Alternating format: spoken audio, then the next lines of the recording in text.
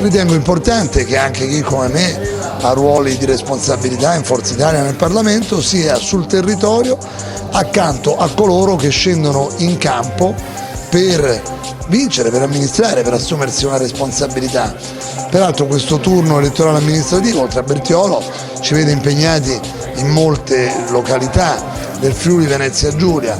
Io stesso oggi ho iniziato un giro in regione andando alla Tisana, dove si va al rinnovo dell'amministrazione comunale, poi sono stato al Messaggero Veneto per un'intervista al direttore e alla redazione del Messaggero Veneto, poi abbiamo incontrato i sindacati delle forze di polizia, i rappresentanti regionali molto preoccupati per lo stato di abbandono che il governo ha regalato a chi invece si sacrifica in divisa per la sicurezza dei cittadini. Abbiamo parlato dei loro trattamenti economici inadeguati e anche dei rischi maggiori che derivano dal dilagare della immigrazione che il governo Renzi sta favorendo in maniera irresponsabile. Poi abbiamo visto che nella zona c'è anche questa scadenza della possibilità che Codroipo e Camino si fondano, perché in questi comuni ci sarà un referendum che è stato promosso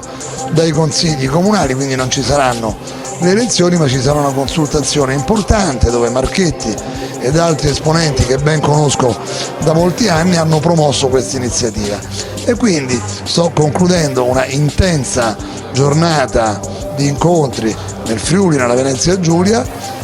per sostenere le nostre comunità, i nostri militanti, i nostri alfieri, i nostri candidati, e mi fa particolarmente piacere che poi dobbiamo anche in queste occasioni noi recepire istanze del territorio e sentire poi le esigenze reali di un'Italia profonda, impegnata con serietà, con onestà, con caparbietà nel difendere dei nostri territori, la nostra economia, le prospettive della nostra nazione che vive un periodo difficile. Renzi ha tradito ogni promessa, la Serracchiani gestisce con arroganza e protervia estranea alla vita di questi territori. Io spesso sono in Friuli, sono a Trieste, sono nella Venezia Giulia, conosco bene queste realtà e ho amicizia con tanti nostri esponenti, però vengo per sostenerli e per essere poi a Roma nella politica nazionale un loro riferimento, non per usurpare la politica locale come hanno fatto altri a sinistra che si sono inventati poi un ruolo di leadership in questo territorio che poi non esercitano con vero amore per questa terra.